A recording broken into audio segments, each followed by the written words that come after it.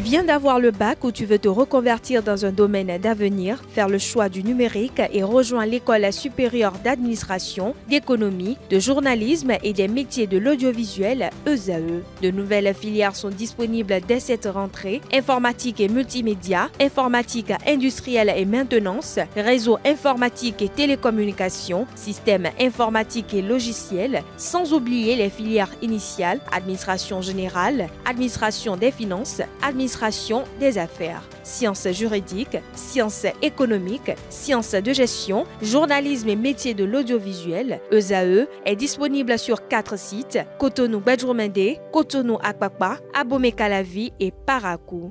Pourquoi choisir l'ESAE? Des formations conçues pour le marché de l'emploi, des enseignants expérimentés et passionnés, des infrastructures modernes avec équipement de pointe, des opportunités de stage et d'emploi garanties. Les inscriptions sont en cours et les places sont limitées. Ne rate pas ta chance, donne vie à tes ambitions avec l'ESAE. Contacte-nous vite par appel ou par WhatsApp au 01 98 98 14 00 ou via email scolarité@esae.bj et visite notre site web www.esae.bj. Ton futur commence maintenant avec l'ESAE. Tu investis dans un avenir professionnel, concret et sécurisé. ESAE, l'excellence à un nom.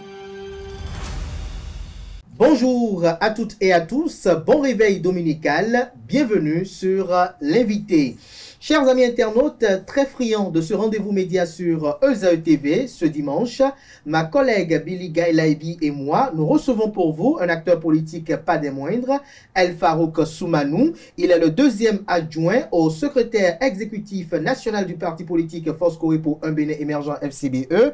Il est expert en gouvernance et en démocratie. Il est chercheur en sciences politiques au Centre de recherche et d'études africaines en abrégé CREA à l'université d'Abomey-Calavi. Il fut ancien chef de cabinet civil de l'ancien chef d'État président Mathieu Kérékou, paix à son âme. Il a été directeur général du Fonds national pour le développement du sport. El Farouk Soumanou, bonjour. Bonjour.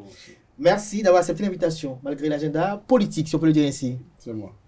Avec lui, chers amis internautes, on fera le tour de l'actualité en lien avec son parti politique Force Corée pour un Bénin émergent FCBE. Il nous parlera de la désignation de Paul Hunkpé comme candidat de cette formation politique. Il nous parlera du processus qui a consacré cette désignation. Il nous parlera des enjeux de cette candidature. Quelles sont les relations aujourd'hui entre FCBE et les démocrates? Il nous en parlera. Il parlera également de l'offre politique de FCBE, notamment sur la scène politique nationale actuellement en préparation de ces élections générales de 2026. Et il nous fera également ce que pense FCBE de la gouvernance du président Patrice Talon. Pour l'exercice, comme je l'ai annoncé à l'entame de cette émission, je serai avec Billy Gaïlaïbi. Bonjour à nouveau. Bonjour Kader. Merci d'être avec moi. Pourquoi animer cet entretien? Un plaisir. Alors, El Farouk Soumanou, bonjour à nouveau. Alors, on démarre cet entretien par la désignation de Paul Hunkpé comme candidat du parti politique Force Corée pour un Bénin émergent FCBE. Dites-nous, quels ont été les critères qui ont consacré Paul Hunkpé? Merci. Les critères qui ont consacré Paul Hunkpé comme candidat désigné FCBE trouvent leurs origines aussi bien dans la loi électorale qui fixe de façon générale les conditions que doit remplir un Béninois qui prétend, n'est-ce pas, être candidat à la présidentielle avec un duo, mais également trouve son fondement dans les tests, les statuts du parti FCBE. Il s'agit des articles 50 et suivants qui déterminent les conditions qu'il faut remplir pour être candidat et être désigné. Et par rapport à ça, donc, nos tests prévoient la mise en place d'un comité qui est chargé de définir les critères. Ce comité a été mis en place depuis mai 2025, à l'issue, n'est-ce pas, de la réunion du bureau exécutif national qui a eu lieu à Boycon. Et après ces critères, nous avons lancé, n'est-ce pas, un appel à candidature à l'interne. Et il y a eu au moins 7 candidatures, 7 prétendants pour être membre de ce duo-là, du FCBE. Et sur la base des critères internes que nous avions fixés, qui tournent autour de 4 points essentiels, à savoir que premièrement, il faut être membre au plus haut niveau d'une des structures de notre parti, que ce soit au niveau national, bureau politique, au niveau départemental ou au niveau des circonscriptions électorales. Il faut être également un acteur clé de la bataille qui a permis à la FCBE depuis 2019 de se maintenir en vie depuis que nous avons pris le récépissé et qu'il y a eu donc des démissions, dont notamment la démission de notre président d'honneur. Ensuite, troisièmement, il faut être en mesure de financer à 75% sa campagne électorale pour cette présidentielle et apporter une contribution également pour les élections législatives et communales. Et en dernier ressort, le dernier critère qui a été très déterminant, c'est la capacité à mobiliser les parrainages qui manquent au duo de notre parti pour participer à ces élections. Donc sur cette base-là, et en passant en revue les 7 candidatures que nous avions obtenues au niveau, n'est-ce pas, du parti FCBE, je crois qu'à l'unanimité, la plupart des éléments allaient en faveur du candidat Paul Humpé qui se trouvait être le secrétaire national, qui, à l'heure où je vous parle, a déjà réussi à avoir la garantie de 25 parrainages, en dehors des parrainages du parti.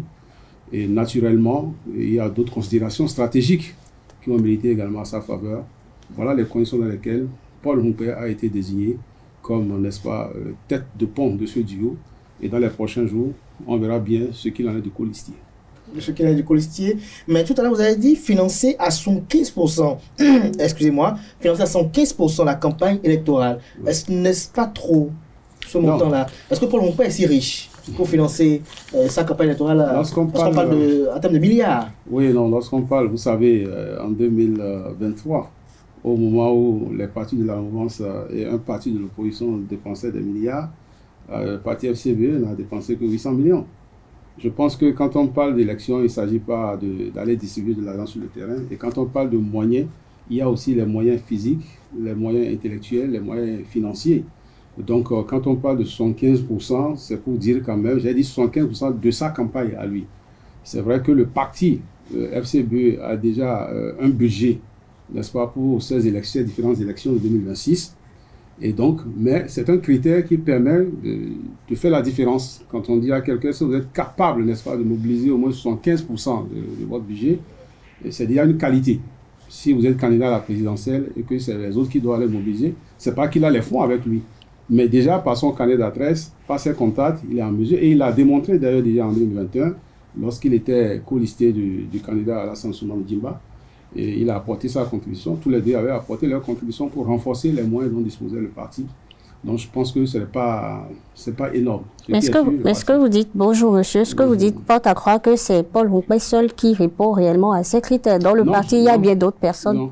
Je peux vous dire, tout à l'heure, je vous ai cité au moins 4 critères. Je peux dire que la plupart des candidats qui voulaient être désignés remplissaient ce critère. Je vous ai dit que la différence a été faite au niveau, n'est-ce pas, des parrainages.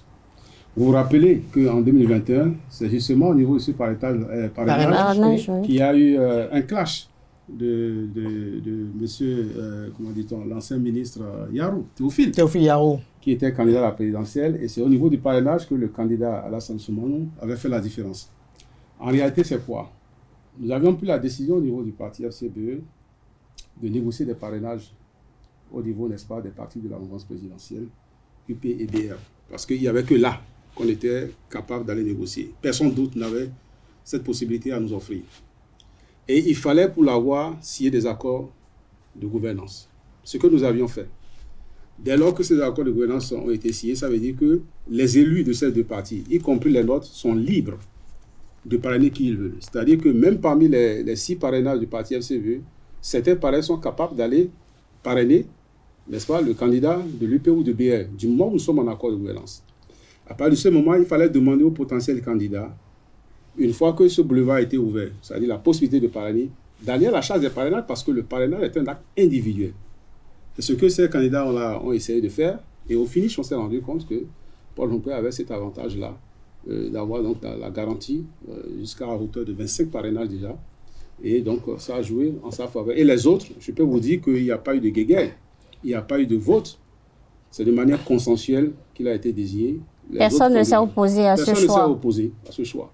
Si quelqu'un s'était opposé, vous vous rappelez en 2021, quand M. Théophile Yarou n'était pas d'accord, il a claqué la porte, il a fait un point de presse, une déclaration. Vous aurez déjà eu des déclarations depuis qu'il a été désigné, depuis mercredi dernier. Je crois que c'est à l'unanimité. Et à la suite de cette désignation, d'ailleurs, tout le monde était content. Nous avions chanté l'hymne national. Et par consensus, nous avons décidé, n'est-ce pas, de le porter devant pour aller défendre nos couleurs à la présidentielle. Alpha Oxoumanou, je suis sûr que parmi nos amis internautes qui nous suivent à cet instant-là, il y en a qui voudront savoir, au nombre de ces 7 candidatures qui ont été enregistrées par le comité qui a été mis en place, est-ce qu'on peut connaître les 6 autres en dehors de Paul Rompouet? Oui, bon, il n'y a pas de secret. Vous avez Garba Yaya, oui, qui est le maire de Bemberke actuellement. Vous avez Idrissou Bako, oui, l'ancien député Idrissou Bako. Vous avez le ministre non Ruffin, également, qui est là. Vous avez le ministre Aboubakar Yaya. Okay. Vous avez également le ministre Brisso Abdelaziz. Voilà à peu près ceux qui étaient partants à cette course-là. Et donc, qui ont tous reconnu les mérites du président Paul Rompouet. Je crois surtout qu'il avait l'avantage d'avoir été le colistier du duo, n'est-ce pas, en 2021. Tout ça, ça a joué en sa faveur. Et je pense que c'est à l'unanimité qu'il a été désigné. C'est à l'unanimité qu'il a été désigné. Alors, on va revenir par rapport à la signature des accords de parrainage que Billy vous posait comme question tout à l'heure. Est-ce que vous ne trouvez pas un peu illogique que FCBE, un parti politique se réclamant de l'opposition, puisse aller signer des accords de gouvernance et de coalition parlementaire avec son adversaire, si on peut le dire ici? Non, je crois qu'il n'y a rien qui soit illogique là, puisque les accords ont été signés conformément à ce que prévoit la loi. Ce n'est pas le parti FCBE qui a voté la loi. Au contraire, il y a d'autres partis, l'autre parti de l'opposition qui a participé de cette loi-là. Et la loi, c'est les dispositions de l'article 132 qui demande, qui crée, n'est-ce pas, les conditions de signature de cet accord. Et quand vous dites FCBE a signé l'accord avec la mouvance, je dis que ce n'est pas la bonne formulation. Il faut dire que FCBE a signé des accords de gouvernance et de coalition parlementaire avec des partis de la mouvance actuelle dans la perspective de 2026. C'est ça la bonne formulation. Parce que nous n'avions pas d'accord de gouvernance avec Patrice Talon. Nous n'avons pas d'accord de gouvernance avec Romuald Godaï. Ce n'est pas parce que les partis UP et BR aujourd'hui font partie d'un ensemble de mouvements de partis politiques qui soutiennent l'action du gouvernement qu'ils deviennent des parias. Ce n'est pas pour ça qu'il ne faut pas discuter avec eux. Nous n'avons pas signé des accords pour rentrer au gouvernement. Nous n'avons pas signé des accords pour soutenir le régime de Patrice Talon. Nous avons signé des accords dans la perspective de 2026 parce que la loi nous autorise, parce que nous avions besoin de parrainage, parce que nous reconnaissons nos limites en matière de mobilisation, en matière de pourcentage, en matière de couverture du terrain. Et que pour aller chercher 20% par circonscription électorale, nous avons l'humilité de reconnaître que nous n'avions pas cette force. Et la loi nous dit, si vous ne pouvez pas le faire, allez en accord de gouvernance ou de coalition parlementaire. Ça permet de ramener le taux à 10% au niveau national. Voilà, c'est plus facile pour nous, oui, qui avons eu à peu près 5% au délai législatif, même si le taux de participation était à moins de 50%. C'est plus facile pour nous de quitter de 5 pour aller à 10 que de chercher à quitter 5 pour aller à 20. Voilà, la loi l'a permis. Monsieur Soumanou, oui, mais toujours est-il que malgré cette loi qui autorise qu'un parti de l'opposition aille s'allier avec des partis de la mouvance, déjà FCBE a toujours été traité, vous n'allez pas dire que vous ne savez pas de faux partis d'opposition. On a toujours traité votre parti d'un parti déguisé de l'opposition, en tout cas sous Paul Rompouet. Et aujourd'hui, on voit le parti qui va s'allier avec des partis de la mouvance. C'est comme donner, pour certains, c'est comme donner raison à ce qui se disait déjà. Pas du tout. Remarquez avec moi, vous serez honnête, madame, je sais que vous êtes très honnête, de reconnaître que depuis 2019, FCBE n'a pas varié dans son discours. Dès 2019, nous avions dit que nous ne voulons pas faire de l'opposition sauvage. Nous voulons sauvage. Oui, nous ne voulons pas faire de l'opposition batte-en-guerre. Nous ne voulons pas faire de la résistance. Et ce n'est pas des individus ou des gens qui sont mécontents de ce que nous faisons qui décident de qui est de l'opposition. C'est la loi. La loi dit est de l'opposition, le parti qui en fait la déclaration et qui fait enregistrer cette déclaration au ministère de l'Intérieur. Le parti FCBE l'a fait, oui ou non? La loi dit que quand vous êtes de l'opposition, vous ne devrez accepter aucune nomination. Donnez-moi le nom d'un seul responsable. Moi qui vous parle ici, je vous rappelle que je suis l'agent permanent de l'État. Si je vous raconte mon calvaire depuis 2016 dans l'administration, malgré que je sois l'un des plus regradés de la fonction de mon ministère, vous n'allez pas y croire. Donnez-moi le nom d'un seul responsable. Même au niveau local, FCBE, qui a été nommé à un poste de responsabilité. C'est les deux critères. Que nous décidions de faire l'opposition à notre manière, C'est nous qui décidons de le faire. Ça peut plaire comme ça peut ne pas plaire. Et nous sommes d'accord que ça ne peut pas plaire. Nous ne pouvons pas être aimés de tout le monde, mais au moins que les gens aient l'honnêteté de reconnaître que nous avons rempli les formalités qui nous permettent d'être reconnus comme parti de l'opposition. Quand vous demandez à ceux-là qui le disent, vous donnez un seul exemple d'acte posé par le parti FCBE qui fait de lui un parti qui n'est pas de l'opposition. Il ne peut pas. Si vous en avez sur le plateau, citez-moi un seul exemple et je vais vous le dire. Ce qu'il vous reproche, oui, allez-y. En dehors des pourcentages que vous allez gagner, des pourcentages de parrainage que vous allez gagner comme avantage en étant allié au parti de la Mouvance, c'est quoi les autres avantages auxquels on s'attend? Oui, ben, je ne vais pas vous les annoncer ici. C'est un accord de gouvernance, il y a des accords secrets. C'est-à-dire que d'abord, ce qui est officiel, c'est que ces accords-là nous permettent d'avoir le complément de parrainage qui nous manque pour avoir un duo à la présidentielle. Ces accords nous permettent, au lieu qu'on exige 20% de nous, ces accords nous permettent de nous battre pour avoir au moins 10% au niveau national et participer à la répartition des sièges. C'est ça qui est le plus important. Et c'est pour ces deux motifs-là que nous avons signé ces accords. Et souvent, quand les gens critiquent ces accords, vous avez dit tout à l'heure l'opposition. Mais je vais vous rappeler quand même des faits sur le plan international. En 2017, je voulais vous rappeler que le président Macron a été parrainé, n'est-ce pas, par des députés, n'est-ce pas, de la droite, alors que lui-même, il était le candidat de En Marche. Et ce, malgré l'opposition même des partis de droite, il a été parrainé. En 2017 encore, la gauche a pu parrainer François Fillon, alors que François Fillon était de la droite, pour des questions stratégiques pour aller aux élections. Je vous citerai même le cas du Sénégal. En 2019, à la présidentielle, des opposants ont parrainé la candidature de Macky Sall. Vérifiez toutes ces informations. Au Gabon, en 2016, des parrains de la mouvance ont eu à parrainer un candidat de l'opposition, même si après la mouvance a eu à gagner ces élections. En Italie, à la présidentielle de 2015, je vous rappelle que les élus de la gauche ont voté pour le candidat Sergio Mattarella, qui était quelqu'un, n'est-ce pas, du centre droit, tout simplement pour empêcher l'élection, n'est-ce pas, de quelqu'un de l'extrême droite. Tout ça, c'est des exemples qui existent, qui montrent que le parrainage, d'abord, c'est un acte individuel. Et retenez que le parrainage, d'abord, l'histoire du parrainage, c'est pour limiter les candidatures, mais c'est également une arme qu'on utilise en matière de stratégie. Il ne faut jamais prendre, madame, messieurs, il ne faut jamais prendre, n'est-ce pas, au premier degré, les actes posés par les hommes politiques. Au premier degré. Et donc au second degré, comment on peut prendre cet accord de... 3 points de suspension. 3 points de suspension. Oui. Mais El Farouk Soumanou, c'est qu'on vous reproche concrètement, pour la plupart des critiques du parti politique FCBE, c'est de vous être démarqué de votre président d'honneur, l'ancien président Thomas Boni-Yayi. On a vu qu'en votre sein, certains moments ont ouvert des fronts d'inimitié à l'encontre de Boni-Yayi et que d'être resté muet sur certains faits qui devaient être quand même de légitimité des partis politiques de l'opposition, notamment comme l'arrestation de Réki Amadougou, de Joël Frédéric Aïvor et bien d'autres événements sociopolitiques. J'aimerais bien croire que vous êtes sincère, parce que le premier parti qui a réagi à l'arrestation de Réki Amadougou, c'est la FCBE. Nous étions à Plaoui avec le duo présidentiel, Paul Mouper et le président Alassane Djimba.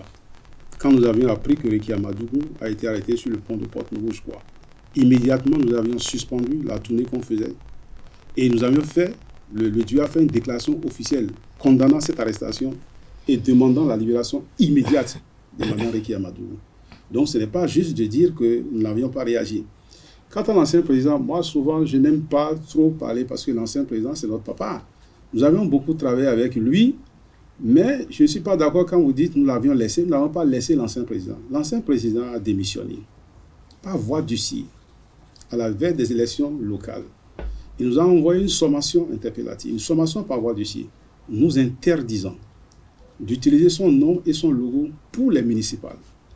Quand je vois aujourd'hui certains sur les plateaux disent non, c'est le nom du président Yahi qu'ils ont utilisé pour avoir des conseils, moi ça me fait sourire. Le président Yahi a interdit. Nous n'avions jamais utilisé son nom pour avoir. Et pour des gens qui disent que nous devons avoir honte, moi je pense que ceux qui doivent avoir honte, c'est ceux qui ont demandé de ne pas aller aux élections, qui aujourd'hui récupèrent nos conseils et les présentent en trophée. Comme pour dire, vous avez refusé d'aller à ces élections. Vous avez même envoyé, on a envoyé même des gens à nous combattre. Nos logos ont été déchirés par nos anciens amis de FCBE qui sont aujourd'hui dans un autre parti. Ils l'ont fait. Et ça, nous avons été choqués parce qu'on s'est dit, mais on a quand même mouillé le maillot pendant 10 ans avec ces gens. qu'est-ce qu'on a pu faire? Même si notre ancien président pouvait soupçonner certains pour dire leur comportement n'est pas clair, nous, ça nous a surpris qu'il mélange tout le monde, qu'il considère que tout le monde est pourri, tout le monde peut faire ci, tout le monde peut faire ça. Certains comme qui, par exemple? Non, je n'ai pas de nom. C'est-à-dire que quand je dis ça, j'estime que le président, quand il a envoyé sa sommation, il a dit qu'il n'avait plus confiance au groupe, que les actes que le groupe posait ne lui paraissaient pas clairs. Ça paraissait des actes proches de la mouvance actuelle. Et je dis, ça ne peut pas être tout le parti. À supposer que ce qu'il a dit dans sa sommation est vrai, ça ne peut pas être tout le monde. Le président, notre ancien président d'honneur, aurait pu garder sa patience et laisser les choses évoluer. Tout ce qui s'est passé après, je peux vous dire que c'est dû aux attaques que nous avons reçues de nos anciens amis. Parce qu'à un moment donné, on s'est dit, alors il faut faire bloc derrière Paul Humper. Parce que Paul Humper, nous l'avions désigné. Tout ce qui se passe là, ce n'est pas Paul Humper qui fait. On l'attaque inutilement. S'il faut attaquer tout le monde. Il n'y a aucune décision que Paul Humper prend seul. Nous avons été obligés, donc, puisque c'est ensemble que nous avons pris cette décision, de prendre en temps le récépissé, d'aller, n'est-ce pas, au dialogue politique. On s'est dit, ah, ça, on ne s'attendait pas à ça. Il vaut mieux donc qu'on fasse bloc derrière celui que nous avons mis devant pour nous protéger. Moi, j'ai souri quand, par exemple, nos amis de l'autre partie de l'opposition, lorsqu'ils ont voulu faire un recours à la Cour constitutionnelle concernant l'interprétation du parrainage en estimant que les parrains ne sont pas libres de choisir, ainsi de suite, j'ai souri quand j'ai vu dans leurs arguments, ils se sont référés au dialogue politique du 9 octobre 2019. J'ai souri. Pourtant, c'est parce que nous avions pris part à ce dialogue politique-là qu'ils ont conclu que nous étions manipulés. Mais aujourd'hui, ils se sont servis des conclusions de ce dialogue politique-là pour, n'est-ce pas, faire leur recours. Et nous n'avions qu'une seule idée. Et je vais vous le dire. Le président, notre ancien président d'honneur, a été enfermé 52 jours dans son domicile. Et vous savez les conditions dans lesquelles, difficilement, il a pu se retirer pour aller se soigner. En toute honnêteté, je peux vous le dire aujourd'hui, aucun d'entre nous ne pouvait jurer du retour de notre président d'honneur au pays. Beaucoup d'entre nous avions dit, attention, ça pourrait être un départ pour l'exil. Je dis, ça pourrait. Alors, qu'est-ce que nous devons faire? Nous devons sauvegarder le patrimoine de notre ancien président. Donc, conserver le parti FCBE. C'est pour ça que notre groupe était disponible à respecter les conditions, les exigences, qui étaient quoi?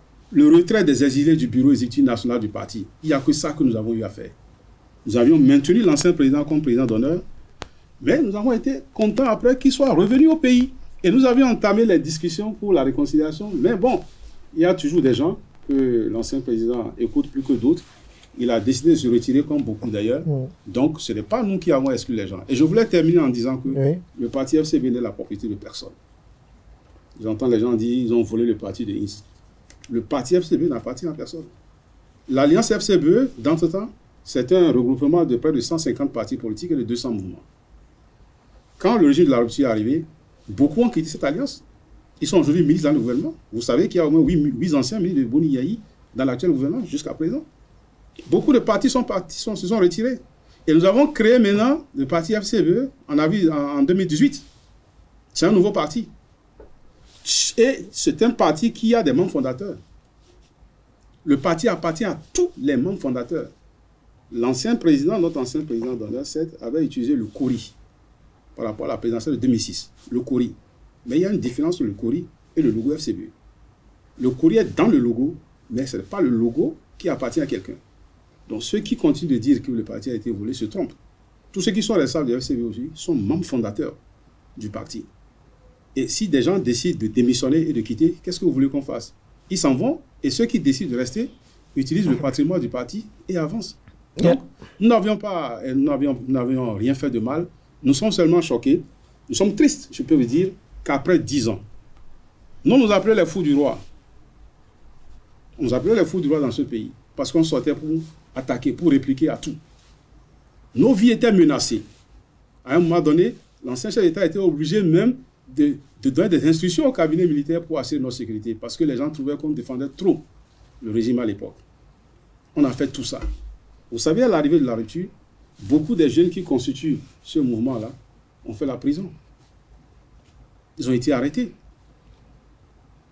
Vous savez que moi j'ai été arrêté sous mandat, un mandat d'amener. Vous ne savez pas. Vous ne savez pas. Ça n'a pas couru la toile. Et personne n'est venu à mon secours. Personne ne m'a envoyé même un avocat. Personne ne sait comment je me suis démerdé pour m'en sortir. Donc il y a des choses qui font mal. Pour critiquer des gens, quand vous avez un divorce entre deux personnes, il faut d'abord savoir qu'est-ce qui les lie. Les gens ne savent pas ce qui nous lie à l'ancien président. Chacun de nous, chacun des ressorts qui sont à la tête du parti FCB aujourd'hui ont une histoire. Et seul le président, l'ancien président le sait. Mais nous rendons grâce à Dieu. Nous n'en voulons à personne. Nous demandons seulement aux gens, ceux qui n'aiment pas FCBE, c'est de leur droit, qu'ils aillent vers ceux qu'ils aiment. La lutte continue. Le Bénin nous appartient tous. Que FCBE aujourd'hui n'ait aucun député, d'ailleurs on n'a aucun député, ça ne nous a pas empêché de continuer nos activités. En France, l'extrême droite avait au départ des taux de 5, 2, 3, 4% aux élections.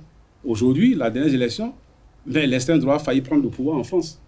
Petit à petit, nous allons évoluer. Mais que les gens cessent de parler de ce qu'ils ne savent pas. Nous respectons, je passe par votre micro pour saluer l'ancien président. Nous n'avons rien contre lui. Il sait ce qui nous lie. Et je suis sûr que là où il est aujourd'hui, il aurait souhaité que nous soyons ensemble.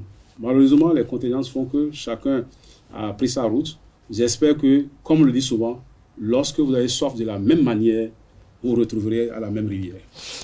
On sent quand même une certaine amertume, un discours franc par rapport à des choses vécues avec beaucoup d'émotions. Mais j'ai une question aussi. Vous, Alpha Ousmane, vous qui avez été aux côtés de Boni Yayi, vous qui faisiez partie de ces fous du roi, qu'on avait qualifié de fous du roi, comment trouvez-vous Boni Yayi aujourd'hui dans les démocrates? Comment vous le trouvez avec les acteurs politiques au sein des démocrates? Moi, vraiment, quand je vois ceux qui sont autour du président Boni Yayi, vous l'avez dit, je suis un peu triste.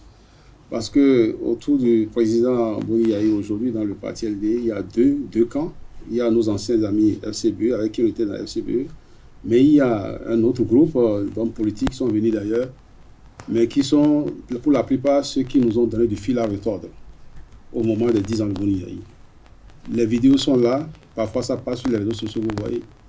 Des gens, parce qu'on a tenté d'interpeller le président de leur parti, ont mobilisé des jeunes pour brûler les pneus, pour détruire les édifices publics.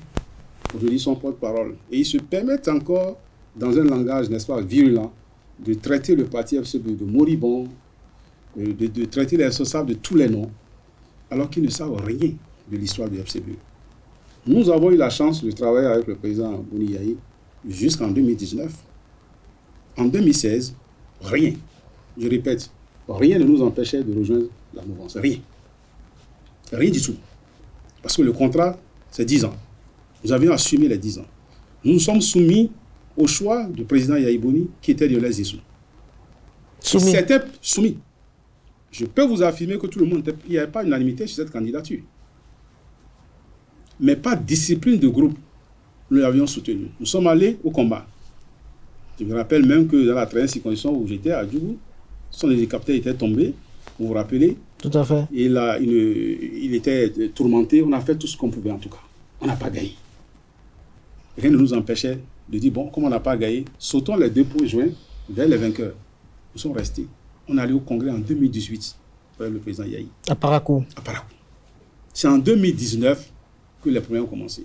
Le 2 mai, au moment où il y a eu tir à balles réel au domicile du président Yayi, où il y a eu mort d'homme, la dame qui est décédée, Madame Amoussou. Nous étions, 90% des responsables actuels du FCBE étaient au domicile.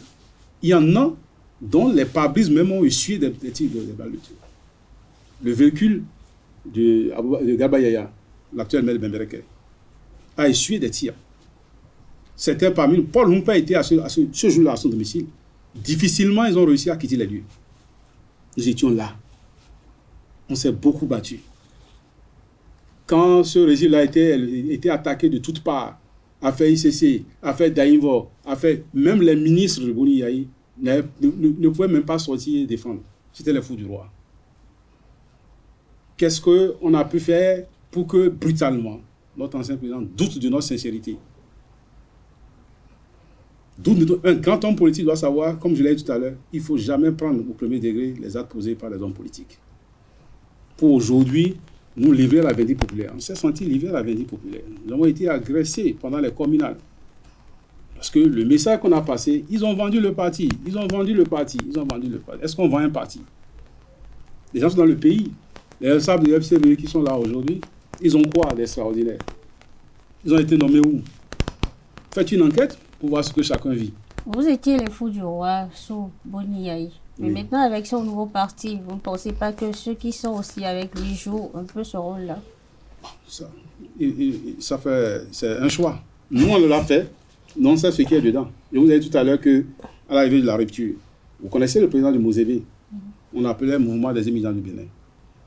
Il a passé près de 9 mois en prison. Beaucoup d'autres jeunes sont passés par là. Je ne vais pas les citer ici pour leur dignité. Je vous ai dit que moi-même qui vous parle, on a délivré un mandat d'arrêt contre moi. J'ai été arrêté. Et conduit, là il faut, avant d'être présenté au procureur. Beaucoup ne le savent pas. Et quand c'est fait, nous avons alerté. Ce n'est pas que notre ancien président n'était pas au courant. Et vous n'avez pas eu de soutien de sa part? On n'a eu aucun soutien. Aujourd'hui, je suis même content. Pas quelques mots d'affection, quelques mots de compassion? Pas du tout. Je parle en direct là, je parle sur... Si quelqu'un près de lui peut dire le contraire, bon, il n'a qu'à le dire. Moi, je n'ai pas eu, en tout cas moi, en ce qui me concerne, je n'ai pas eu de mots de compassion. Je me suis débrouillé tout seul. Aujourd'hui, je suis content quand même que quand il y a des problèmes, je vois, il y a Maître Aboudjo, que je salue au passage, qu'on sollicite, qui va. Mais moi, je l'ai personnellement envoyé ni au président de Mozébé, à tous ceux-là qui ont des problèmes, tout simplement parce que, bon, ils ont été cités effectivement dans les affaires et on sent que, bon, je ne le dirai pas, mais la justice a fait son travail en tout cas et a situé. Je crois que ça a duré le temps que ça a duré. Et finalement, mais tout au moins, il fallait une compassion par rapport à ce que vous avez été. Parce que la justice a finalement voit clairement les choses, ceux à qui n'avaient rien à reprocher, comme moi d'ailleurs, parce que moi je suis un fonctionnaire, j'ai montré par rapport à ce qu'on me reprochait, j'ai pu me justifier, et la justice n'a pas trouvé donc de difficulté à me laisser librement. Je vais revenir sur un point de votre argumenté tout à l'heure. On a senti comme un malaise à votre niveau de voir à côté de Boni Yayi aujourd'hui dans les démocrates des acteurs politiques qui l'ont combattu par le passé. Oui, c'est pour ça que je dis que nous sommes tristes. C'est-à-dire que ces personnes-là, c'est incompréhensible de les voir là aujourd'hui après tout ce qu'ils ont fait pour noyer le régime de Boni Yayi. Mais nous sommes en politique, hein. Je vous ai donné des exemples tout à l'heure. Nous sommes en politique. Nous, bon, si aujourd'hui les circonstances les mettent ensemble, il n'y a pas de problème. Ils feront l'expérience pour voir ce mais est-ce qu'aujourd'hui FCBE... Eux, ils viennent de faire, je crois que le parti est créé, je crois, en 2021, je crois, 21, ça fait 4 ans. Nous, on a fait au moins 12, c'était parmi nous, était déjà avec le candidat, avant qu'il ne soit président en 2006. Et nous sommes restés, je vous ai dit, au moins jusqu'en 2019, avant qu'il ait des difficultés. Et que rien ne nous obligeait à rester dès lors que le candidat Zissou était tombé. Rien, on n'avait pas une obligation, mais nous avions estimé que ce n'était pas bien, après avoir géré le pays pendant 10 ans, d'abandonner le navire et de se réjouir dans le vent. Donc nous avons assumé. Ce n'est pas qu'on n'avait pas envie, ce n'est pas qu'on ne nous avait pas tendu la main. La main nous avait été tendue. Si nous étions préoccupés, comme les gens le disent, par les points de ventre, les points d'intérêt, on avait des propositions. On serait tous allés là-bas. Mais si on va là-bas, il y a quelque chose qui n'est pas... Ça ne serait pas bien. Quand vous gérez le pays pendant plusieurs années, que vous perdez le pouvoir, ce qui est important, vous laissez ceux qui ont gagné le pouvoir exercer le pouvoir. Si après ils ont des difficultés et que c'est nécessaire qu'ils vous appellent au secours, ou bien que vous intervenez, ou bien que vous participez, vous allez le faire. Mais juste là, nous sommes restés constants. Depuis 2019, on est restés constants. Nous sommes de l'opposition, mais une opposition qui veut discuter. À chaque fois que c'est nécessaire, nous voulons discuter avec le régime en place. Nous voulons discuter avec la mouvance pour chercher des solutions parce que le pays nous appartient à tous. Le président Patrice Talon était un ancien FCBE. Ah bon? Quand le président Yayi Boni était au pouvoir, c'est l'un des bailleurs de nos activités. Vous savez, FCBE, à l'époque, c'est personnalité, c'est mouvement de jeunes, c'est parti politique, c'était un foutu. Il a participé financièrement. Et lui-même l'a dit récemment, non? Que c'est des amis. Et vous y croyez? Ah ben en tout cas, c'est le président Talon qui l'a dit. Et nous, l'enjeu majeur qui fait que nous avons décidé d'aller à ces élections, c'est que nous voulons offrir justement une possibilité aux électeurs de finir avec la guéguerre Talon Yayi. D'où la candidature de Paul Moumpé. D'où la candidature de Paul Moumpé. Tout à l'heure, vous avez parlé des exilés qui avaient été retirés des instances dirigeantes du parti à un moment donné où il y avait quand même une situation un peu névralgique. Est-ce qu'aujourd'hui, les dirigeants du parti FCBE communique avec les vôtres, notamment Valentin Dienotin, qui était secrétaire exécutif national à l'époque. Est-ce qu'aujourd'hui, vous échangez avec lui? Non, moi je pense que, personnellement, moi je n'échange pas avec lui. J'ai l'habitude de lire ses statuts, ses publications. Il n'a pas voulu vous répondre? Non, bon, je ne l'ai pas écrit. Je n'ai pas gardé le contact avec lui. Je peux vous dire simplement que lorsque nous étions allés au dialogue politique, l'une des décisions, des négociations que nous avons eu à faire, c'était premièrement l'arrêt des poursuites contre le président Yahi. Parce qu'il vous souvienne que lorsqu'il était gardé, un juge avait été délégué pour aller l'écouter à son domicile. Et le juge n'avait pas pu l'écouter parce qu'il avait des problèmes de santé. Et donc, nous nous sommes dit, au cas où il reviendrait au pays, il faut d'abord que ce juge-là ne revienne plus. Et vous avez obtenu cela? Est-ce que vous avez vu un juge aller vers le président Yahi encore? Ensuite, nous avons demandé à ce que certains exilés, dont le ministre Dienotin, puissent rentrer parce qu'à l'époque, on ne comprenait pas pourquoi il était recherché, parce qu'on lui reprochait d'avoir publié un document administratif sans preuve.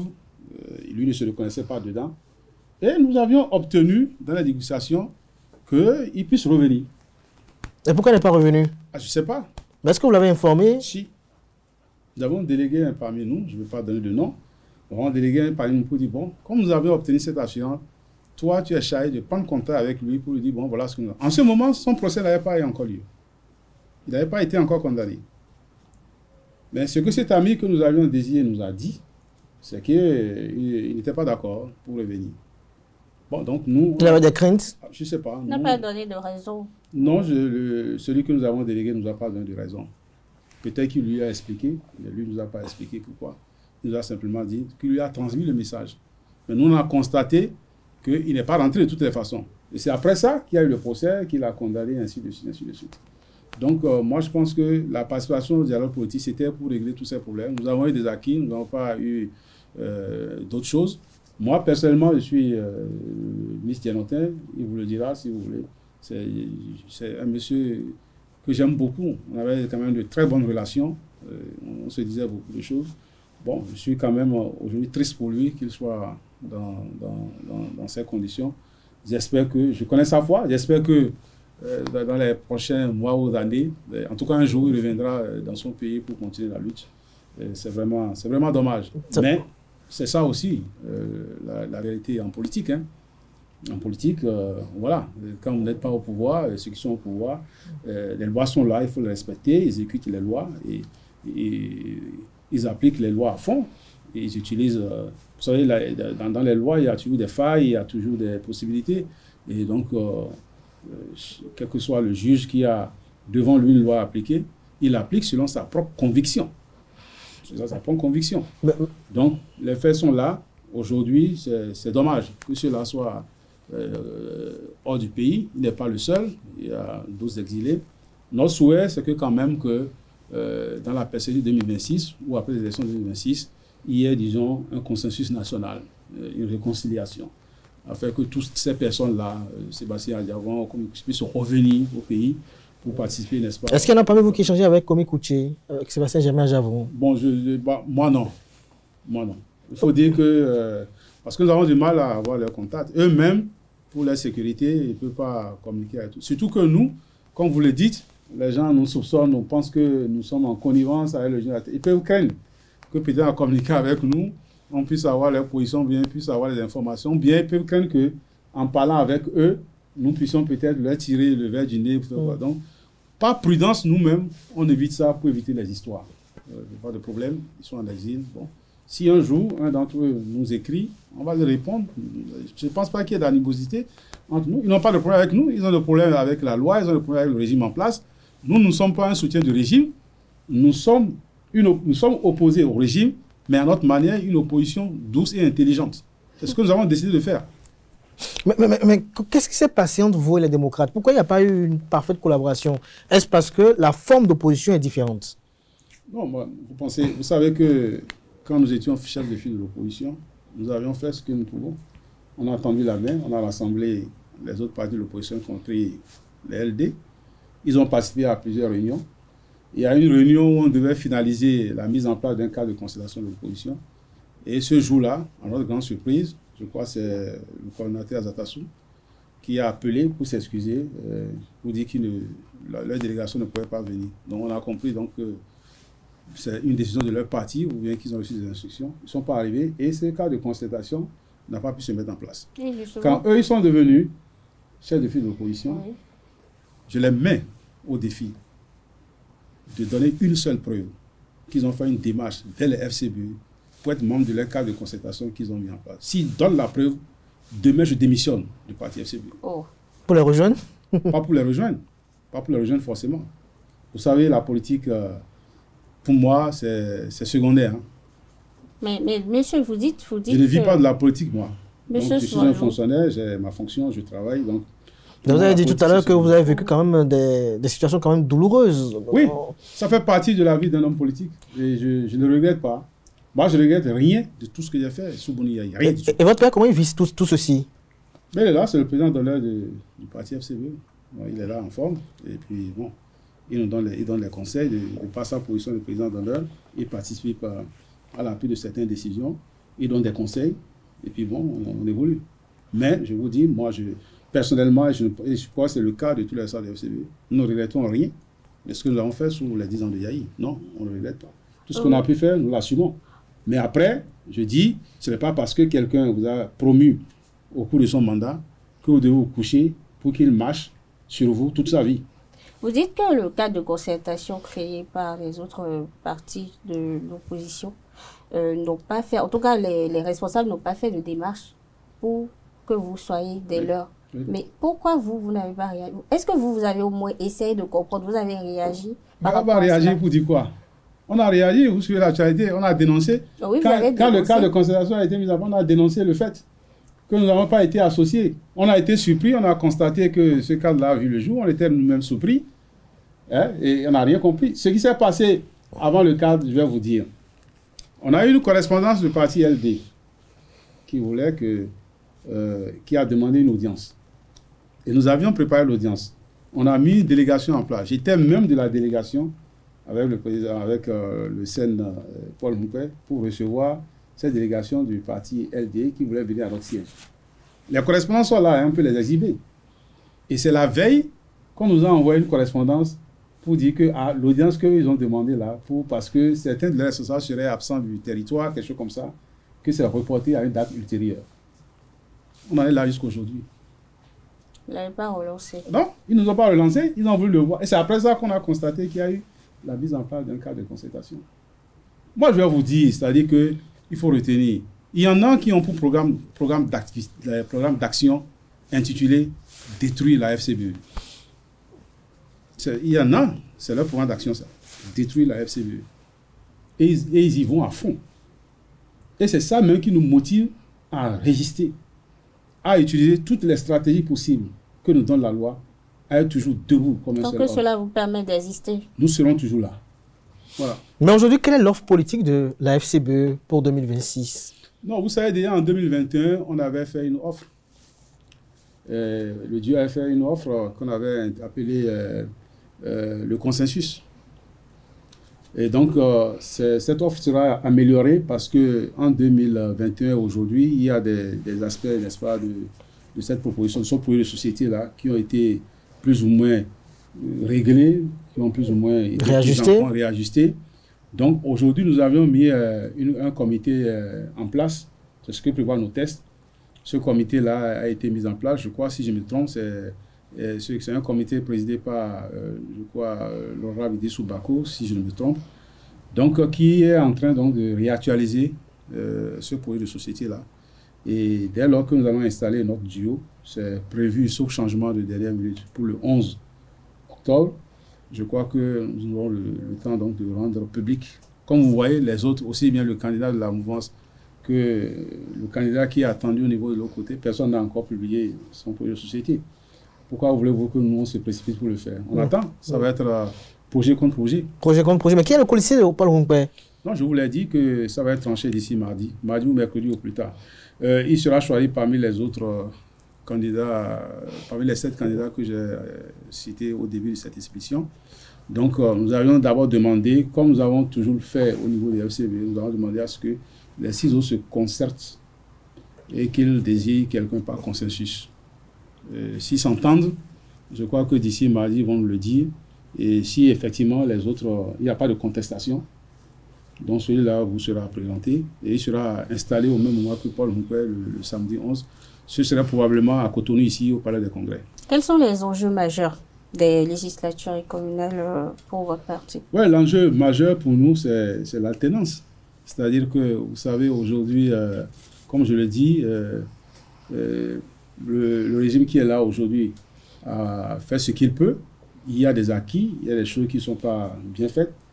Et donc, aujourd'hui, on a en face un camp qui était celui que le camp actuel a remplacé. L'idée, c'est d'éviter, n'est-ce pas, d'avoir une image du serpent qui se mord la queue.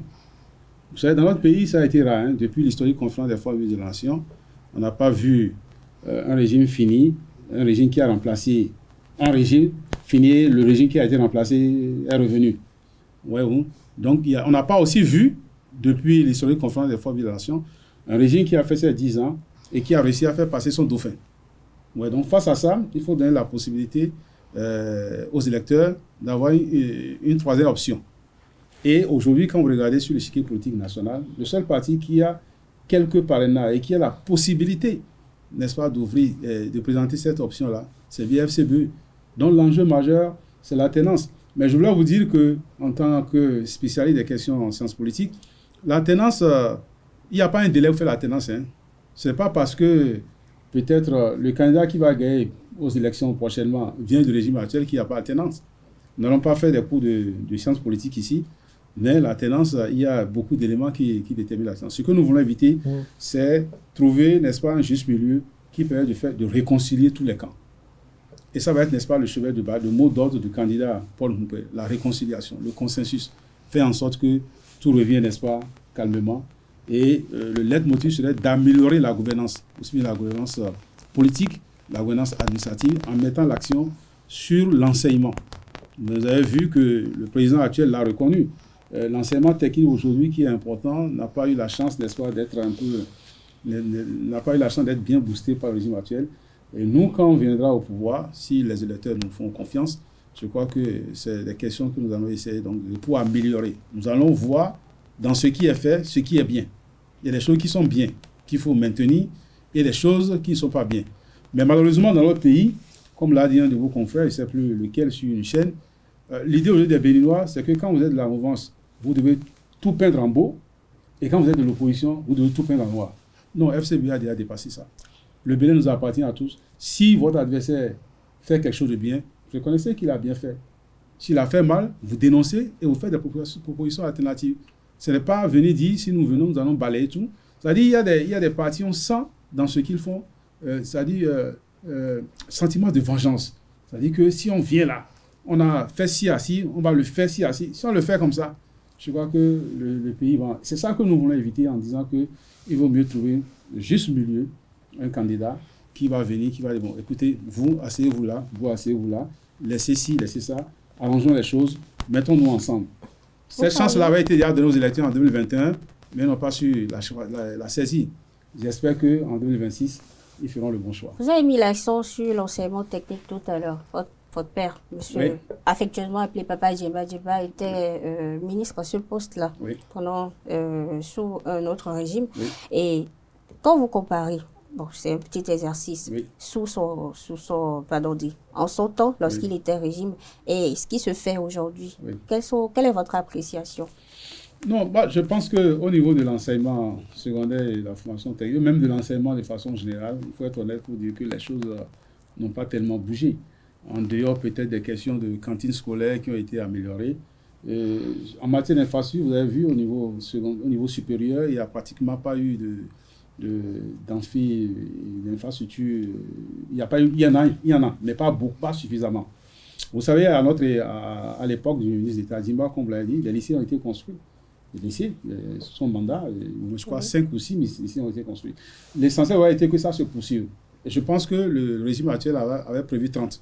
Et je crois que le président a expliqué les difficultés qu'ils ont fait. Vous savez, un régime, c'est souvent des priorités. On ne peut pas régler tous les problèmes en même temps.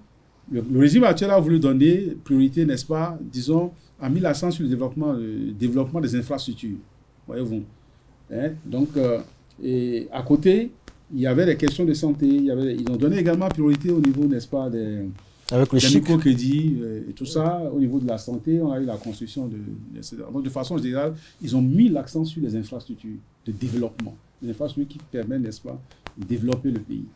Et donc, je crois que ça fait partie des regrets que le président actuel même a manifesté. Et j'espère que de toutes les façons, quel soit le candidat qui sera élu en 2026, il est important que maintenant on puisse booster le secteur de l'enseignement technique et professionnel, parce qu'aujourd'hui, c'est ça qui peut aider à résorber un temps soit peu, la question du chômage. La question du chômage. Parce qu'aujourd'hui, l'enseignement secondaire, il y a complètement il n'y a pas adéquation entre ce que les formations que les enfants reçoivent en enseignement secondaire et les points d'emploi. Alors que, en passant par l'enseignement technique rapidement, vous voyez, les enfants arrivent, n'est-ce pas, à se prendre en charge. Les activités manuelles et tout ça. Voilà, et ça leur permet également donc de manger, comme on dit, de subvenir à leurs besoins. De subvenir à leurs besoins. Alors, on a entendu l'ex-député, ancien directeur général de la SONAPRA, Idrissou Bako, dire que FCBE veut faire partie de la mouvance présidentielle en 2026.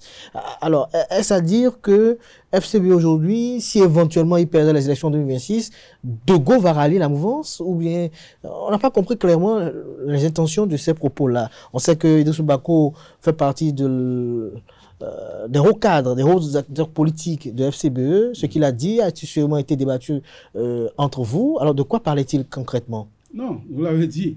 Nous avions, le parti FCBE a pris la décision, a dit, 10 ans après les 10 ans d'opposition, nous souhaiterons à l'avenir ne plus continuer avec ce statut d'opposant. Donc, nous souhaiterions qu'à l'issue des élections de 2026, nous puissions être, n'est-ce pas, de la prochaine mouvance. Et que nous allons nous battre de telle manière que le groupe, sinon le contingent dans lequel nous serons, soit le contingent qui gagne. Pour le moment, au niveau des FCBE, nous pensons qu'avec nos accords, avec UP, BR, nous sommes sûrs que ce camp-là est celui de la victoire. Maintenant, s'il arrivait que les électeurs décident autrement en 2026, ça veut dire que nous aviserons. Mais nous sommes convaincus que la victoire est de notre côté. Regardez par exemple les législatives. On a dit qu'il faut avoir 20% pour avoir les députés. Aucun parti, ni de la mouvance, ni de aucun, ne peut avoir les 20%. Aucun. Même pas les démocrates. Il ne peut pas. Eux-mêmes, dans un point de presse, ils ont reconnu que pour les dernières législatives, il y a 10 circonscriptions électorales où ils n'ont pas pu avoir 10%. Il faut avoir 20% dans chacune des institutions. Si certains ports disent, bon, nous allons faire, à Parakou, par exemple, les partis de la mouvement n'auront pas les 20%, ce qui va faire tomber. Mais aujourd'hui, les blocs de la mouvement ne sont plus dans 20%, puisqu'ils sont d'accord de gouvernance. Monsieur Soumanou. Et rien n'empêchait les démocrates d'aller en accord de gouvernance avec FCBE. Mais vous êtes journaliste, vous avez couvert une conférence de presse de leur porte-parole qui a démontré de manière bizarre que parce que FCBE a eu 4%, FCBE ne peut plus avoir 10%. Donc, si eux ils vont en alliance, c'est que leur coalition va tomber. Ils ont démontré ça. Pour certains, ça dit que FCBE, ils l'ont même dit, c'est une coquille vide. Mais pourquoi, lorsque la coquille vide, tout le monde se met à faire de la diarrhée? Dès que FCBE pose un acte, c'est fini. Ça enflamme les réseaux sociaux. Dès qu'on pose un acte, il y a conférence de presse. Mais vous avez dit qu'on ne pèse rien. Vous avez dit qu'on ne peut pas avoir 5%. Je vois des gens, même sur les réseaux, dire non, le parti n'aura même pas 4 voix. Les gens disent n'aura même pas 0,001%. Merci beaucoup. C'est pas grave. Mais allez-y là où vous voulez. Est-ce que non, vous avez dit quelque chose? Si on n'a pas 5%, si on n'a pas 20%, c'est la fin du monde. Mais ce n'est pas la politique qui nous nourrit. Chacun de nous, que vous voyez, même Paul Moumpé, à son travail, chacun de nous a quelque chose qu'il fait. Les gens disent qu'ils n'auront même pas 4%. J'ai vu un homme politique qui a dit en blaguant, je ne sais pas si c'est une blague, il dit que si on le met là, même Paul Moumpé, FCB n'aura même pas 4 personnes. Alors que le bureau politique même du FCB, c'est 17 personnes, et le bureau c'est 77. Et lui trouve que si on met FCB n'aura pas 4 voix. Les 4, et quelques % que nous avons eu législatives, quel était le taux de participation aux élections législatives? C'était autour de la quarantaine. Et les 60%, ils ne sont pas allés. Eux, ils sont sûrs que les 60%, c'est pour eux. Tous les jeunes qui ont eu 18 ans et qui vont passer aux prochaines élections. Donc, c'est pour eux. Le parti du peuple. Donc, ceux qui sont avec les autres partis, là, ils n'appartiennent pas au peuple. LD aurait pu signer accord de gouvernance avec FCB. Malgré que FCB avait accord de gouvernance, ce n'est pas interdit. La preuve est que UPBR ont leur accord de gouvernance avant de venir signer accord de gouvernance avec FCB. Ça aurait permis à LD d'échapper à 20%. Et le fait qu'ils auraient signé un accord de gouvernance avec FCB, parce que nous partageons le même fief dans le Nord, ça aurait pu apaiser un certain nombre de tensions et ça aurait même pu aider les deux partis ensemble à monter en flèche. Ils ont dit qu'ils peuvent faire tout. On attend. Mais avec après, quand les gens n'auront pas 20%, ils ne seront pas à l'Assemblée, ils vont critiquer qui? La loi est claire. Nous, on n'a pas les députés. Qui a voté la loi? Les députés LD étaient à l'Assemblée quand ils ont voté cette loi. Est-ce que FCB était là? On n'était pas là. Mais justement, à vous entendre tout à l'heure, vous le dites avec beaucoup de gravité, qu'ils ne peuvent pas avoir 20% dans chacune des circonscriptions électorales lors des élections législatives. Alors, lorsque cela va se produire, est-ce que ça ne va pas susciter des contestations dans le pays? S'ils n'ont pas 20%, ils ne seront pas à l'Assemblée. Quelle contestation va se faire? Pourquoi? Tout le temps, eux-mêmes, ils le savent. C'est pour ça qu'ils ont fait des recours, ils se sont battus, ils ont toujours martelé ça, ils ont voulu que le cours électoral soit changé. Ils ont toujours fait, ils ont expliqué pour dire que 20% c'était trop. Ils l'ont dit, c'est pas qu'on est. Vous trouvez aussi que c'est trop? Nous-mêmes, on trouve que c'est trop. Je vous ai dit tout à l'heure que nous, FCB, là, nous, on ne sait pas mentir. Nous, on est petits. On connaît nos limites. Et c'est pour ça qu'on a regardé la loi dit, ah, si vous ne pouvez pas avoir ça là, voilà ce que vous allez faire pour chercher moins. Et on est là-bas. Et on nous traite de tous les noms. On nous insulte matin, midi, soir. On laisse même la politique. Vous allez voir les gens, ils insultent Paul Humpé, ils nous insultent, nos familles. Quel mal on a fait? On n'a plus le droit, alors que les gens se disent démocrates. Dans une démocratie, donc les gens n'ont plus le droit de prendre leur position. Il faut qu'ils se soumettent à quelqu'un. Moi, je n'ai jamais vu ça. Nous qui sommes à la FCB, là, qui a payé notre scolarité? Ceux qui nous insultent, ils ont payé notre scolarité. Quand ils nous reportent leur séparation avec l'ancien président, ils étaient là quand on se mettait ensemble. Ils savent comment chacun de nous est venu auprès du président Yahi. Ils savent. Ils étaient là. Beaucoup sont là aujourd'hui, nous insultent. Quand on faisait le combat, on luttait. Comme je vous l'ai dit, les fous du roi, tout ça, ils étaient où? Ils nous insultaient. Et c'est eux qui veulent faire la morale aujourd'hui, c'est eux les grands porte-parole. Et devant les émissions, ils vocifèrent. Ils ne disent rien de concret. Ils ne fondent leur argumentaire sur rien du tout. Ils disent des contre-vérités. Quand vous ne savez rien de quelque chose, il faut vous taire. Si les gens ne savent rien de l'histoire du FCBE, ils n'ont qu'à se taire. Nous, on a du respect pour le président Yahi. Le président Yahi nous a promis, oui. Dieu ne part toujours pas quelqu'un faire la promotion de l'autre. Dieu ne descend pas du ciel pour promouvoir quelqu'un sur la terre. Il ne passe pas quelqu'un. C'est comme Dieu fait des milliardaires. Quand Dieu vous donne de l'argent, nous les musulmans, c'est ce que nous disons. Quand vous donne de l'argent que Dieu vous donne, on dit, Allah dit vous avez l'argent, ce n'est pas pour vous. Quand vous êtes dans une communauté, Dieu choisit, il regarde, qui est plus social. C'est à lui remettre l'argent. C'est-à-dire que si je donne l'argent à celui-là, il va donner aux autres. C'est des gens qui ont voté pour que le président Yahi soit élu. Il ne s'est pas autoproclamé. Donc dire, on vous a fait, vous êtes ingrat, Mais ceux qui sont partis, les gens disent, si on va à gauche, on va à gauche, si on va à droite, on va à droite. Ils sont où? Eux, ils n'ont rien fait. Des gens étaient présents, étaient proches du président Yahi, ils sont aujourd'hui ambassadeurs à gauche et à droite. Eux, ils n'ont rien fait. Nous qui sommes restés au pays, qui avons dit, construisons le pays. Mais le président Patrice Talon, c'est un Américain? Le président Patrice Talon, ce n'est pas un Béninois? Moi, je vous dis, j'ai été chef de cabinet du président Kérékou. Je connaissais le président Talon depuis. Si je devais me baser sur nos relations, je serais déjà dans la mouvance depuis. Ce n'est pas la première fois que je rencontre le président Talon. Je vais vous dire, j'étais chef de cabinet civil du président Kérékou. À l'époque, c'est un monsieur bien. Mais ça ne m'a pas amené. En 2016, rien ne m'empêchait de faire une déclaration comme beaucoup pour dire, je suis dans la mouvance. Et être BR ou UP aujourd'hui, qu'est-ce qui m'empêchait? Si je lui avais dit, qui va m'arrêter? Ceux qui parlent là, ceux qui nous insultent, ils vont m'arrêter pourquoi? Je leur dois quelque chose? Je ne leur dois rien. Ceux qui sont contre FCBE, ils pensent que ce que nous avons fait, c'est mauvais, c'est si. Merci beaucoup. Ce n'est pas grave. L'opposition, ce n'est pas l'injure. Prenez votre chemin. Le camp qui vous semble être bon là, pardonnez, il faut aller là-bas. Aidez-les, ils vont gagner. L'essentiel pour nous, FCBU, là, c'est qu'il y ait la paix, la concorde, que chacun circule librement et que le pays puisse avancer. Voilà ce que je voulais dire. Monsieur Soumanou, j'aimerais vous inviter à un petit exercice. Oui. Selon vous, c'est quoi la gouvernance inclusive?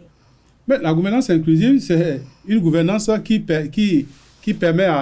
intègre toutes les forces, toutes les couches de la population dans la gouvernance. Ce que vous souhaitez. Est-ce que nous souhaitons? Oui, mais est-ce que vous pensez que le gouvernement en place répond à cette définition-là, à ces critères-là? Oui, la gouvernance, elle est inclusive, ne veut pas dire que tout le monde est obligé de venir, parce que lorsque vous vous positionnez, vous, en tant que force, et vous estimez que vous êtes opposé à un régime en place, mais ce régime-là ne peut plus vous inclure dans sa gouvernance. C'est ça, c'est ce qui se passe. Et dans toute démocratie, l'existence d'une opposition est nécessaire. C'est pour ça que nous, FCB, nous avons évité, en 2016, d'aller la mouvance. Si on était allé, qui allait faire l'opposition? On s'est sacrifié pour la nation. Il fallait qu'il y ait des opposants, des gens qui jouent à l'opposition. Mais on a été mal compris. Et je dis, tout ce qui s'est passé après, c'est en réaction de nos amis d'aujourd'hui qui sont LD, que ce groupe-là s'est solidifié autour de Paul Mounpé. Au départ, quand nous avons fait ce congrès, qu'est-ce qu'on avait dit? On avait fait le point, on a présenté au président Yahi qu'après les communales, il devait y avoir un congrès qui va permettre de remettre Dienotin à la tête du parti, bien qu'il soit en exil. On le lui avait dit. Et c'est ça, la conclusion des échanges que nous avons eu à son domicile. Mais on a été surpris après un bon matin de voir une sommation nous annonçant que lui se retire du parti et nous interdit d'utiliser son nom et son logo. C'est sur cette base-là qu'on est allé. Que les gens viennent dire aujourd'hui que c'est le nom de quelqu'un qu'on a utilisé pour avoir les choses là, non? Écoutez, FCB peut avoir 1%, peut avoir 2%, ce n'est pas un problème. Nous nous battons pour avoir 10% sur le plan national. Nous sommes convaincus que nous avons. Vous avez vu que pour la désignation de notre duo, on n'a pas fait du tapage. Hein. On n'est pas allé demander. Nous, chez nous, là, le duo, c'est le duo du parti. C'est le parti qui va payer la caution. On n'a pas demandé à quelqu'un d'aller amener de l'argent et on va le remettre une partie. Non, on n'a pas fait ça. Nous, c'est le parti qui désigne un duo. C'est le parti qui va mobiliser pour payer. Lui-même, le candidat va participer, mais c'est le parti qui fait. On n'a pas crié. On a fait de la discussion. Depuis 5 mois, on travaille. Dans la douceur, dans le calme. Si vous avez suivi bien, on a installé toutes nos cellules jusqu'au village, jusqu'au quartier de ville. Je ne suis pas sûr qu'un parti, même ceux de la mouvement, n'ont pas réussi à faire ça. Peut-être que nous n'avons pas de gros moyens pour faire des reportages sur les grands chefs, mais si vous suivez la toile, petit à petit, nous avançons. Nous sommes confiants. Maintenant, si on va qu'on échoue, on va constater que nous avons échoué. 2026, c'est tout autre chose. On n'a jamais vécu 2026. C'est les élections générales. On n'a jamais fait ça au Bénin. Il y aura, disons, une recomposition de la classe politique. Donc, il faut oublier ce que nous faisons là. Ça n'a rien à voir avec le régime Talon. C'est ça que nous voulons que les gens comprennent. Donc, on n'est pas de la mouvance. On n'a pas signé un accord avec Patrice Talon maintenant. Vous avez vu en train de signer un accord avec Patrice Talon. On n'a pas signé un accord avec Wadaï, avec M. Wadaï Romiade. Vous pensez quoi de sa candidature? Pardon? Vous pensez quoi de sa candidature? Mais c'est un bon candidat. C'est un bon candidat. C'est un Béninois, non? Est-ce qu'il remplit les conditions? Oui. Il a dépassé les 40 ans. Il jouit de ses droits civiques et politiques. Il a estimé qu'il a la capacité de gérer. C'est son droit. Même vous qui êtes là, si vous avez plus de 40 ans, que vous serez candidat, il suffit d'être représenté par un parti politique. C'est tout. C'est un bon candidat. Mais nous estimons. Vous voyez, c'est ça la stratégie. Vous ne l'avez pas évoqué. Mais vous avez oublié de constater que notre candidat est du même département que le candidat de la mouvance. Vous savez, c'est une stratégie. Vous savez? Vous ne savez pas. Il ne faut jamais prendre au premier degré les actes posés par des hommes politiques. Par des hommes politiques. Les législatives, comment vous les préparez pour conclure? Ah oui, les législatives, on est très loin. J'ai même vu quelqu'un, un acteur politique, dire non, ils ont signé accord, c'est quoi la présidentielle? Pourquoi ils ne vont pas législatives? Ça m'a fait rire. Nous, on est très loin. On est en train de mobiliser nos dossiers. On a un chronogramme. On n'a pas de difficulté pour les quitus fiscaux? Non, pour le moment, non. On a fait les demandes. Certains ont déjà obtenu leur quitus. D'autres ne l'ont pas encore fait. Il y a aussi quelques difficultés au niveau du syndicat de nationalité. Entre-temps, certaines rumeurs nous faisaient dire que les anciens syndicats de nationalité ne seront pas acceptés. Mais nous sommes rapprochés de la Sénat pour comprendre. La Sénat nous a rassuré que non. Même si vous avez un syndicat de nationalité qui date de 10 ans, le syndicat de nationalité, il est unique, il est valable. Donc nous sommes en train de constituer notre liste, aussi bien les législatives que les communales. Et nous serons bel et bien au départ. Nous allons déposer, je crois, le 24 octobre, comme cela est prévu par la Sénat. Nos dossiers seront déposés. Nous allons partir à la compétition en janvier 2026. Ça, je peux le garantir à tous nos auditeurs. Monsieur Ousmanou, par le passé, vous avez dirigé la direction du Fonds national pour le développement des activités jeunesse, sport et loisirs. Oui. Vous l'avez dirigé pendant pas le passé. Oui. Et après, cette structure a disparu. Oui. J'aimerais quand même vous inviter à nous dire vos sentiments par rapport à ce passé, cette expérience passée vécue. Ah, c'était une bonne expérience, hein, parce que le fonds, quand j'ai été nommé, j'ai passé exactement 6 ans là. C'était un fonds sur papier. C'est-à-dire, il était créé par un décret, mais il ne fonctionnait pas. Les organes, conseil d'administration, agence comptable, tout. Donc j'ai mis le temps. Je l'ai pris à l'époque, quand je le prenais, un budget de 40 millions. Je suis parti en 2016 en laissant plus d'1 milliard sur les comptes, aussi bien en espèces que en ticket valeur et en ticket choses là. 1,2 milliard. Et donc, moi j'ai été un peu, parce que c'est une structure, les gens pensent que c'est la structure qui a les moyens. Vous savez, une structure n'est visible. Oui, les gens pensaient ça parce que vous décaissez, quand même vous avez vraiment dépensé, investi. Ah oui, oui. Cet argent, il faut le chercher. Voilà, donc il faut le chercher. Parce que c'est un organisme sous tutelle. L'organisme sous tutelle, la possibilité que vous avez, c'est que vous avez une certaine liberté d'aller mobiliser les ressources. J'ai su aller vers des structures d'État, comme la SODEMAR, comme la Loterie nationale du Bénin, ainsi de suite. J'ai signé des accords, même à l'extérieur, et des ressources étaient mises à disposition. Nous avons des formations qu'on faisait pour les jeunes au nom de la Conféges. Nous appuyons la formation des jeunes pour... nous avons financé des micro-projets et tout ça. Nous l'avions fait. Nous avions pour la première fois de l'histoire du Bénin organisé ce que nous avons appelé la nuit des Oscars.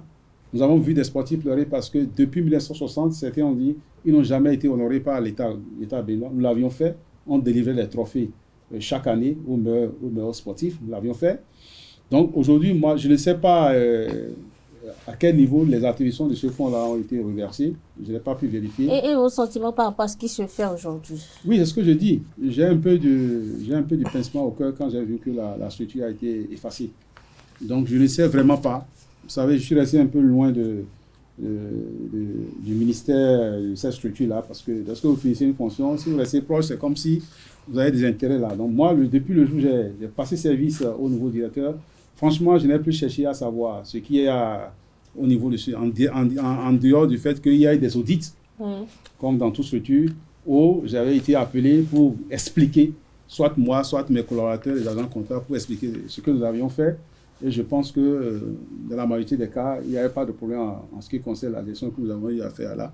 Maintenant, je ne peux pas dire, vous savez, comme je dis, chaque gouvernement a sa vision. Ce n'est pas seulement le fonds là qui a été effacé. Il y a beaucoup de structures que le gouvernement a transformé en agence. Vraiment, je ne sais pas où est-ce que les compétences de cette structure-là ont été reversées.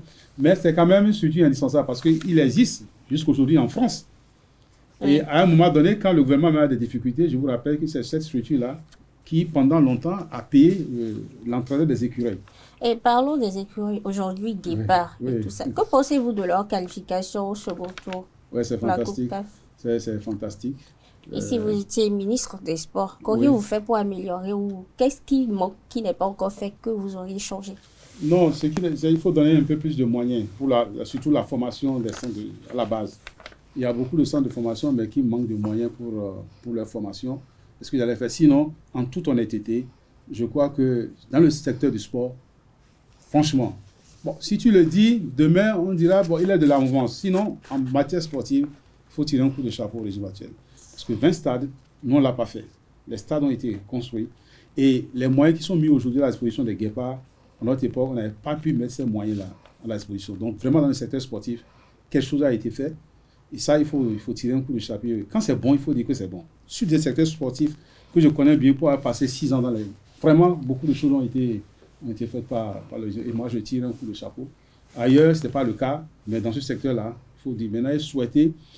Moi, ma déception, c'est que le président Talon va à la fin de son mandat. J'aurais bien voulu qu'il y ait un second stade de grande envergure, comme le stade de l'Amitié, dans le Septentrion. Et si j'avais été ministre, peut-être, au lieu de construire les 22 stades, je lui aurais proposé peut-être d'en créer 12 ou 15 et mobiliser le reste des ressources des autres stades-là et faire un grand stade, comme un peu le stade de l'Amitié, à Parakou ou bien même dans le centre. Ça donne la chance au Bénin dans les années à venir d'habiter par exemple la CAN. Parce que pour faire la CAN, il faut avoir au moins 2 stades. Aujourd'hui, le seul stade pratiquement qui est réglementaire, et qui n'est pas réglementaire d'ailleurs, qu'on est en train de corriger, c'est le stade de l'Amitié. Celui de Porte-Novo ne respecte pas les normes. Charles de Gaulle ne respecte pas les normes. D'ailleurs, Charles de Gaulle est en reconstruction là maintenant. Tout à fait. Ça, l'Amitié aussi en reconstruction, on est obligé d'aller jouer en Côte d'Ivoire. S'il avait été, ne serait-ce que conseiller du chef de l'État, ou bien même dans le système, même s'il n'était pas ministre des Sports, je lui aurais fait la proposition au ministre des Sports pour dire, propos au chef de l'État, au lieu de construire les 22 stades, c'est bon. Faisons d'abord 10, 15 et construisons un grand stade qui peut accueillir les compétitions internationales. Ouais, ça là, c'est un peu ma petite déception dans ce secteur-là. J'espère que pour le mandat qui vient, le président Israël va penser à ça pour qu'on ait un stade dans le nord, pour qu'au moins on ait au moins 2 stades d'envergure internationale pour abriter les compétitions. Merci à vous, El Farouk Soumanou, pour ce moment de vérité, si on peut le dire ainsi, au regard des émotions que vous avez eu à exprimer au cours de cet entretien. Je vais vous demander de regarder droit dans votre caméra et de vous adresser à vos militants et sympathisants qui ont bien voulu suivre cet entretien-là, à tous ceux qui vous connaissent, tous ceux qui ont connu El Farouk Soumanou, le fou du roi, et qui ont bien voulu suivre cet entretien. Un mot épris d'espérance, si on peut le dire ainsi. Merci. D'abord, à l'attention des militaires FCBE, je les invite à la patience. Parce que ce n'est pas facile aujourd'hui d'être militant FCBE. Nous sommes mal compris, nous sommes obligés d'intoxication, d'attaques, d'injures. Je leur demande de garder leur sérénité. Au contraire, de se mobiliser pour que nous puissions relever le défi des 10% aux prochaines élections. À ceux qui me connaissent, ceux qui me connaissent, je leur dis simplement, s'ils me connaissent vraiment, ils savent que je suis quelqu'un de travailleur, quelqu'un qui dit la vérité, quelqu'un qui ne reste pas à l'arrière du faux. Il peut y avoir du faux pour que je ne sois pas informé, là c'est différent. Mais quand je sais, je réagis. Donc je veux les rassurer que le parti FCBE, s'ils pensent qu'il y a des gens dedans qui sont mauvais, le parti FCBE est composé de responsables qui savent là où ils vont. Et que ce que nous faisons, nous le faisons pour le bien de notre pays. À tous ceux qui nous insultent, qui ne nous comprennent pas, qui nous attaquent, qui nous traitent de tous les noms, je leur demande d'être patients. La politique, ce n'est pas la guerre. On peut ne pas être d'accord sur certains sujets, mais ça n'implique pas qu'on insulte, qu'on rentre dans la vie privée des gens, qu'on les attaque de tous les noms. On peut exprimer sa position sans insulter l'autre. FCBE a estimé, en ce moment précis, que c'est ce qu'il doit faire comme stratégie pour ne pas être absent de l'échiquier politique national en 2026. C'est ce que nous devons faire, que nous avons eu à faire. Nous ne sommes pas de la mouvance actuelle, mais nous sommes convaincus que nous allons nous battre avec ceux avec qui nous sommes en accord pour que nous soyons tous de la mouvance prochaine. Et n'oubliez pas, ne vous faites pas divertir. Ce que nous avions fait n'est pas nouveau. 2016, la mouvance a signé accord, alliance avec le PRD et la RB. PRD et RB étaient de l'opposition farouche. Ils ont signé un accord pour soutenir Zizou. Ce n'était pas pour rentrer dans le gouvernement de Yahi, c'était pour que si Zizou gagne, il soit de la mouvance. Ça n'a pas marché. Mais cela ne veut pas dire que ça n'a pas marché pour nous. Nous, on a compris, on a tiré le leçon de ce qui n'avait pas marché. Donc, nous sommes ensemble. Que le meilleur gagne, mais que chacun défende ses couleurs et ses convictions.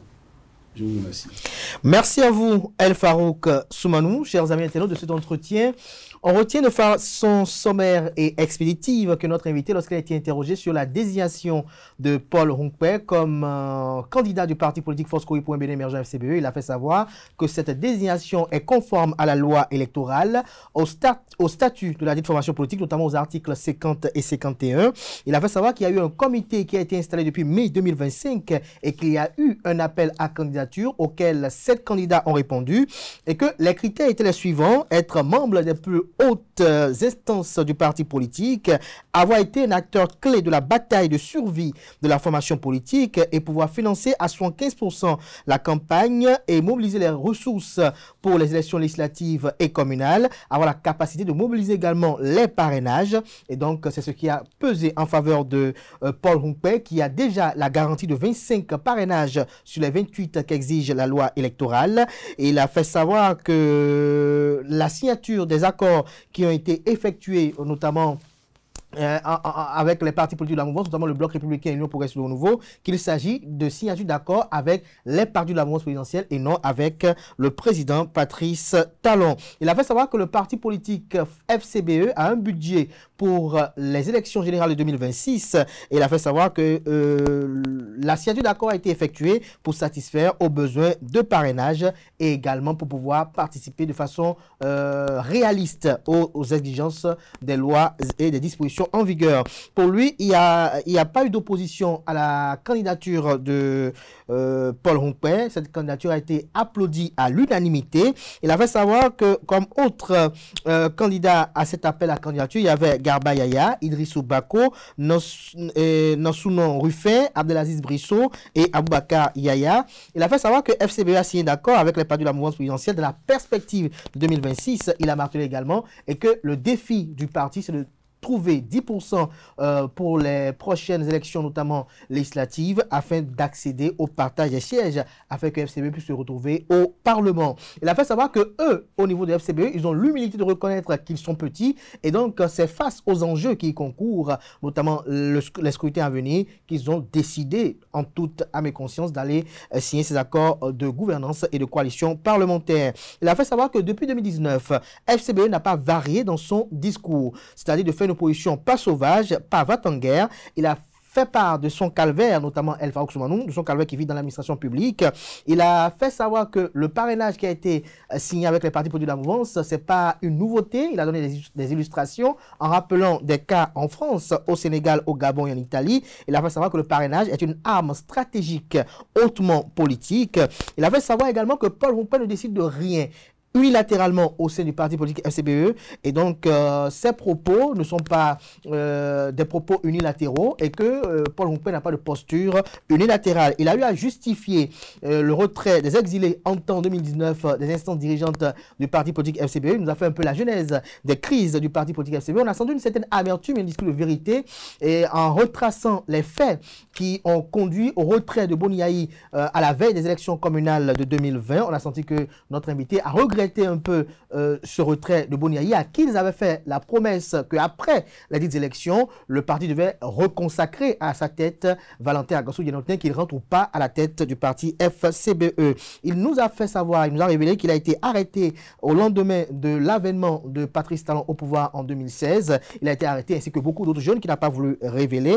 Il a fait savoir que Boniaï aujourd'hui se désole qu'il soit entouré d'anciens FCBE avec eux, mais aussi et surtout, là où il se désole, que ce soit ceux qui ont combattu Boniaï, ceux qui ont rendu difficile la gouvernance de Boniaï, qui se retrouvent aujourd'hui à ses côtés et qui se permettent de leur donner des leçons à eux, FCBE, qui pour la plupart étaient les fous du roi. Il a fait savoir que en 2016, ils sont nombreux qui se sont soumis au choix de Lionel Zinsou. Il nous a rappelé un peu cette période-là.